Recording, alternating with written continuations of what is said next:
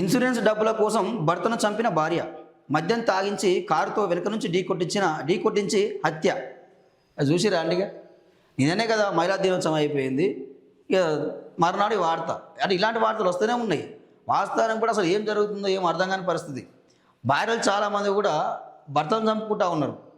ఇక కొంతమంది ఇల్లీగల్ ఎఫెక్ట్తో చంపుతూ ఉన్నారు, కొంతమంది ఆర్థిక పరమైన అంశాల పరంగా చంపుతూ ఉన్నారు. సో ఏదేమైనా కానీ అసలు ఈ భర్తలను చంపుకోవడం అనేది అర్థం కాని పరిస్థితి. ఎందుకు చేస్తున్నారు ఏందనేది ఎవరికి అర్థం కాని పరిస్థితి. ఆ భర్తలనే కాదు, కన్న పిల్లల్ని చంపుకుంటూ ఉన్నారు. సో వాస్తవానికి భర్తలు కూడా భార్యను చంపుతూ ఉన్నారు. సో కాకపోతే ఈ మధ్య ఏమైపోయిందంటే ఈ భార్యలే భర్తను చంపుతూ ఉన్నారు. ఇవి ఎక్కువైపోయినాయి ఈ వార్తలు. అంటే ఇది ఎక్కువైపోయింది. సో ఎందుకు చంపిందంటే 66 లక్షల కోసం నలుగురితో కలిసి ప్లాన్ వేసిందట. యాక్సిడెంట్గా చిత్రీకరించేందుకు యత్నం. ఖమ్మంలో ఘటన 5 రోజుల్లోనే కేసును ఛేదించిన పోలీసులు అంటూ మనం చూస్తున్నామండి.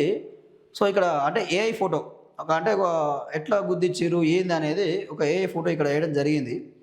సో ఇక్కడ ఏమైందంటే ఖమ్మంలో ఇక అతని పేరు రవి, అలా భార్య పేరు ప్రశాంతి. సో ఆ ప్రశాంతి నలుగురు కలిసి ఒక ప్లాన్ ప్రకారం ఆయన చంపాలని చెప్పి ఒక 66 లక్షలు ఇన్సూరెన్స్ చేయించాడు ముందే.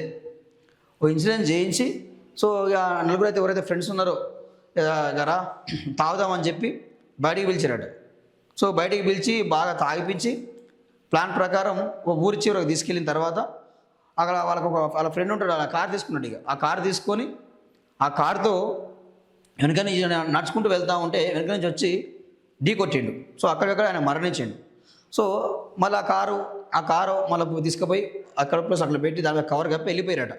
సో తర్వాత ఏమైంది, ఇలా భార్య ఈమెకు అన్ని విషయాలు తెలుసు. మళ్ళీ అన్ని విషయాలు తెలిసి కూడా ఏం చేసింది, సో మళ్ళీ పోలీస్ స్టేషన్కి పోయిందట. సో నా భర్త ఇట్లా యాక్సిడెంట్ జరిగింది, చనిపోయిందని చెప్పి పోలీస్ స్టేషన్లో కేసు పెట్టింది.